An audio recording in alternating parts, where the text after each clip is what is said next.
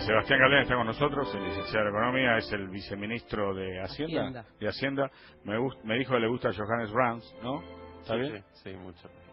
¿Está ok? ¿Te va esta? ¿Te va? Sí, perfecto. Ok, muy bien. Digamos, porque hay que generar un clima. Sí, claro. Tiene que, muy ¿no? bien, que se sienta cómodo. Se sienta cómodo. Dame los datos del tiempo, Mario. 21 grados 9 décimos, la temperatura en la ciudad de Buenos Aires, humedad 62%, cielo despejado y la máxima para hoy 30 grados. Sebastián, buen día, ¿cómo te va? Te planteo la siguiente hipótesis de trabajo. Si uno tiene en la memoria histórica o en el inconsciente colectivo que tu variable económica que te hace pensar si la economía funciona bien o mal es el dólar, y yo veo que el dólar, que no me tengo que preocupar por el ascenso del dólar como señal de que la economía está mal. Sí. El tipo te dice que sí, sin transpirar, ¿viste? Okay. Mira, o sea, en el pasado el dólar tuvo muchas veces saltos muy bruscos y eso quedó, como vos decís, en la memoria de la gente. Y estaba y fue el resultado de dos cosas, ¿sí? De déficits fiscales muy grandes que se financiaban con emisión, que terminaban yendo a la demandar dólares, y gobiernos que trataban de que mantener el precio del dólar en esas circunstancias, dejándolo fijo hasta que obviamente se quedaban sin reservas y no lo podían seguir manteniendo. Ninguna de esas dos cosas está pasando hoy día. El dólar no tiene un precio fijo, fluctúa en el mercado, y si bien todavía el déficit fiscal es elevado, no se está financiando con emisión monetaria de forma masiva como para generar ese problema. Con lo cual, ninguna de las causas que se daban en el pasado se dan hoy. Y además el Banco Central tiene 65.000 millones de dólares de reservas, que es una cantidad de reservas muy, muy grande, como para que estemos todos bien tranquilos de que no hay riesgo de que pase lo que pasaba en el pasado. O sea que cuando el dólar crece como está creciendo, yo te diría a partir del 1 de enero, yo no puedo pensar en mi segunda preocupación, que es como crece el dólar, pero no se da la circunstancia que vos estás planteando. Igual me debería preocupar porque aquellos que ven subir el dólar me van a remarcar los productos de la canasta familiar, ¿o no? Bueno, pero justamente ahí fíjate que, o sea, si bien el gobierno tiene un programa de estabilización y la inflación ha empezado a bajar y lo va a continuar haciendo, todavía la inflación es alta y el año pasado fue 25% y el dólar no había subido 25%, con lo cual es natural que el dólar también suba para que no se retrase con los precios y que los productores argentinos pierdan competitividad. Sí. Entonces, me parece que estamos en un momento donde el dólar ha estado ajustando a la inflación que no había ajustado el año pasado, y además quizás tengamos un tipo de cambio real un poco más competitivo, dado que en la medida en que se cambió la meta de inflación y el Banco Central vea que se pasan estos meses que por ajustes tarifarios vamos a tener una inflación un poco más alta, quizás tengamos una tasa real de interés más baja que implica un tipo de cambio real más alto. Entonces estamos en ese periodo de transición y me parece que, para no hacer un pronóstico, yo he visto, por ejemplo, el otro día o escuchado a Miguel Kiel diciendo, bueno, pronto el dólar ya va a encontrar su nuevo equilibrio y a partir de ahí va a quedar, y me parece un buen análisis. Ahora, Sebastián, última pregunta sobre el dólar, si Julieta no tiene para aportar en este punto. Una de las tres variables que usas para aumentar la nafta es el precio del dólar. Si la nafta sube, eso te va a generar un efecto dominó sobre productos de consumo masivo. ¿No temes ahí que un dólar que flota sucio al final te complique la microeconomía porque aumenta la nafta y se pasa a la canasta familiar? No, lo que digo, no estoy diciendo que no haya un traslado a precios para los bienes que son comercializables, eso es así en todas partes del mundo. Lo que digo es que, o sea, vos cuando estás teniendo una inflación de alrededor, como el año pasado, que la inflación núcleo fue 21%, bueno, muchos de esos precios suben 20%, entonces la inflación núcleo al otro año baja a 15% y el otro año ajustan y después baja a 10% y ajustan, pero lo que importa, o sea, no podés pretender que si hay inflación el resto haya precios que no acompañen, Pero porque si no en este caso se afectaría la competitividad. Entiendo, en ese punto vos lo que me planteás es un análisis en base a todo lo que conocés de economía y tu formación académica, o es un dogma de fe más la política. No, yo te estoy diciendo que lo digo como economista y en función de lo que sé. Yo creo que nadie está esperando un tipo de cambio real significativamente más alto, con lo cual estamos viendo un tipo, y todo el mundo está pensando, bueno, acá hay un tipo de cambio que va a seguir a la inflación, en algún momento se va a adelantar un poquito, en algún momento se va a atrasar un poquito, pero respondiendo a fuerzas de mercado, no a decisiones de un funcionario. ¿Sí? ¿Y vos creés que en algún punto la inflación va a empezar a bajar y por lo tanto el dólar va a quedar estable? Esa sería la lógica. Yo creo que la inflación está bajando. Lo que pasa es que hay que entender el proceso. Y para entenderlo me parece que es una buena comparación es el año 2015 y el año 2017. A ver, dale, te escucho. En el año 2015 la inflación fue 27%. Sí. Pero eso se componía de una inflación núcleo de 30% y de una inflación de los precios regulados de 10%. O sea, ¿por qué en la inflación en el 2015 fue solo 27%? Porque se atrasaron las tarifas, como se les había atrasado todo el gobierno anterior, pero ese año también, y porque además el tipo de cambio estaba fijo y desdoblado, y para que el blue que existía no suba más, además se vendía dólar futuro para canalizar parte de la demanda hacia ahí, dejándole la deuda al gobierno del presidente Macri. Entonces había inflación reprimida y igual dio 27. El año pasado dio 25, pero ¿cómo fue? La núcleo dio 21, o sea que bajaste la núcleo de 30 a 21 en 2 años, Okay. ¿sí? Habiendo salido del cepo. ¿Por qué ahora se revertió el proceso? Fíjate que ahora la núcleo va por abajo de la inflación. ¿Por qué? Porque los que suben más que la inflación son las tarifas. El año pasado las tarifas subieron 38%. Cuando ese proceso de recomposición de tarifas se va haciendo menos y menos importante, eso te va ayudando a ir bajando la inflación. Y además, la otra fuerza de la inflación siempre es el incremento de la cantidad de dinero. Sí.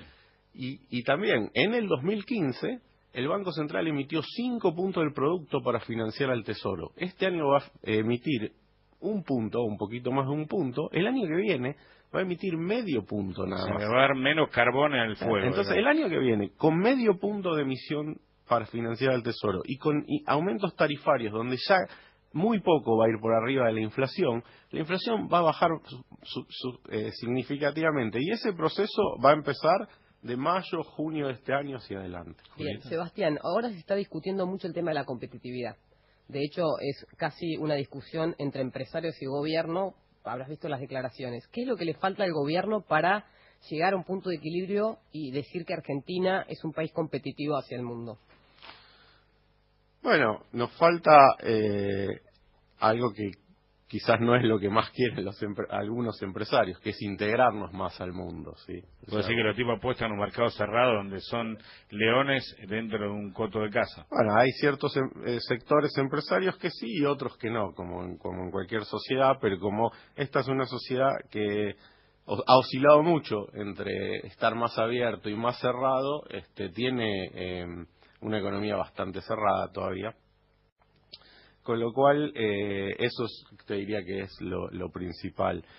Por otra parte, quizás el gobierno ha hecho reformas importantes para mejorar la competitividad y la reforma tributaria y todo lo que se está haciendo en infraestructura y en logística hacen a mejorar la competitividad. Y además el tipo de cambio multilateral, desde la salida del cepo ahora, es mucho más competitivo. Se han sacado las retenciones, o sea que el gobierno ha hecho muchísimas cosas para mejorar la competitividad.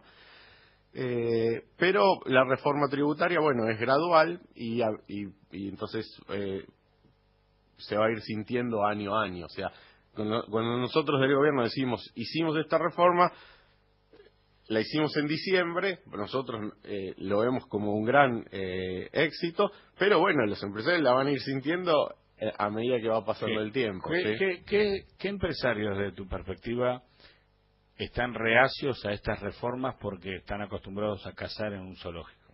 ¿Qué sectores decís? ¿Qué sectores, sí?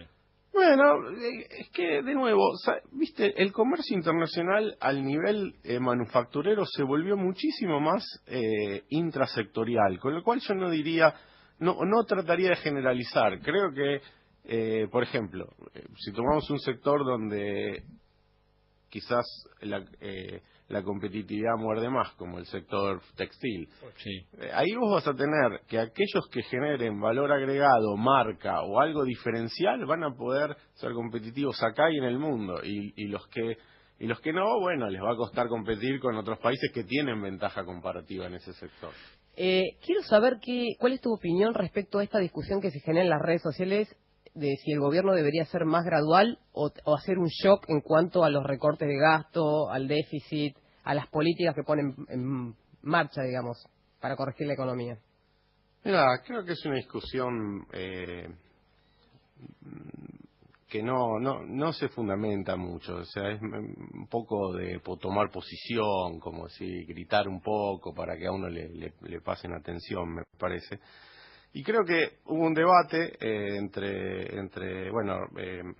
José Luis Esper escribió una nota, Rodrigo Pena le mostró con números que las cosas que decían no eran viables. Y creo que ayer salió una nota en Clarín donde lo citaban a Esper diciendo, no, yo entiendo que esto no se puede hacer ni siquiera en un periodo de gobierno, que hay que tener consensos, mayorías. Una vez que llegamos ahí, casi que estamos diciendo lo mismo, porque el ministro Duhovne, en la reunión, en la conferencia de prensa del 28 de diciembre, cuando se cambiaron las metas, dijo, nosotros tenemos un plan para bajar el gasto público a 33 puntos del producto, o sea, de 42 que lo tomó Macri a 33 son 9 puntos. Entonces ya estamos hablando de lo mismo, y si del otro lado se dice yo también creo que hay que hacerlo en más de un periodo, estamos hablando exactamente de lo mismo. Creo que ahí entonces la diferencia ya es abismal, uno lo está haciendo y el otro lo que pasa no, es que digamos. te voy a decir una cosa, yo prefiero el gradualismo porque vi mucho de shock y siempre pagamos. No, pero me parece que ya llegamos siempre a pagamos. Romano, a una conclusión donde todos estamos diciendo no hay otra cosa que el gradualismo ya. A esta altura me parece que después de esa declaración de Esper diciendo yo entiendo que esto no se puede hacer ni siquiera en un periodo, estamos todos hablando de lo mismo. Te digo una cosa más, al margen de Esper, cada uno piensa, por suerte lo que quiere es solo una opinión.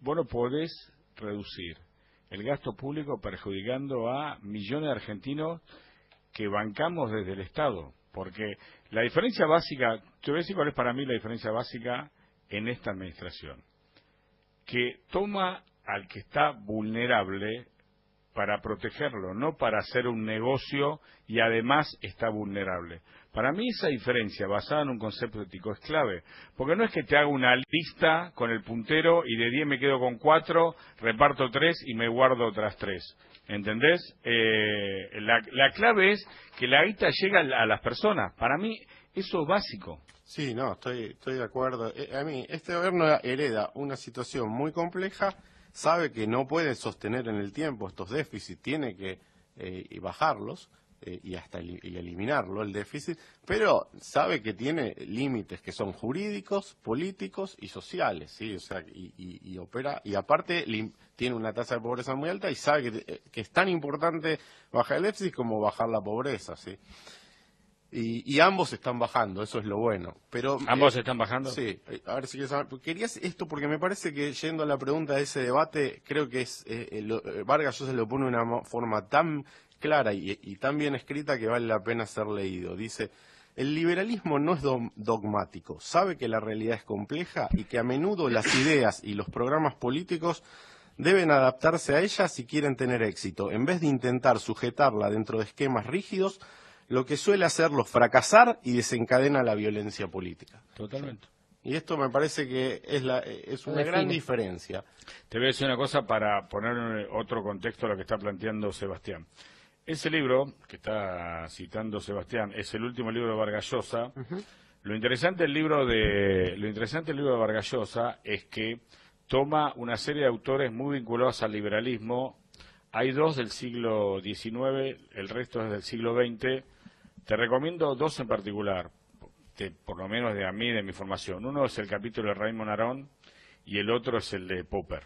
para mí. Quizás vos que venís del lado de la economía podés recomendar algún otro más, Sebastián, pero me parece que lo plantea bien como discusión ideológica frente a los desafíos del siglo XXI. No, estoy de acuerdo, e incluso el capítulo de Adam Smith lo plantea más desde el rol de filósofo moral a Smith que de economista. Así que bueno, Sebastián, gracias por venir. Bueno. Me queda una última pregunta para hacerte, si me das, aunque sea 2 minutos más. Sí, sí. Me da la impresión que usted tiene una idea de cómo funciona el poder, la economía y cómo hay que pensar la sociedad del siglo XXI, y que cuando viajas al interior, voy a usar un ejemplo que puede ser pragmático, cuando llegás a Formosa y te sentás con Infran, creo que Infran está arriba de un caballo pensando de qué manera hace agricultura extensiva en el siglo XVIII. No sé vos qué pensás. Bueno, pienso que sí, que la Argentina siempre ha tenido disparidades regionales muy importantes, ¿sí?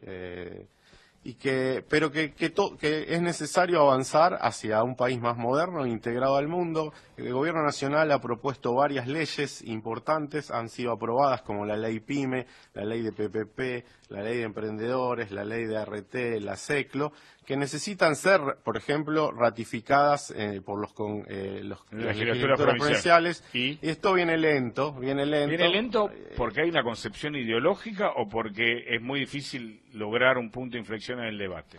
A mí me parece que en estas leyes en particular no veo el problema ideológico, no veo el conflicto de intereses. Por ejemplo, la ley PYME es una ley que le permite a las pymes pagar menos impuestos. ¿Y por qué no las aprueban? Bueno, entonces me parece que está bueno hablar de esto y difundirlo, y también que empecemos, así como muchas veces decimos, este es es un país federal, que sepamos que también que hay responsabilidades que a veces son del gobierno nacional y a veces no en ese país federal, ¿sí? Ok. Bueno, ¿apuesto el dólar o no? No. Sebastián Galeani, vice de Hacienda, gracias por venir, No, gracias a Aparte, ustedes. el tipo, te voy a decir en criollo, el turro ya leyó todo el libro de Vargas Llosa. Sí, que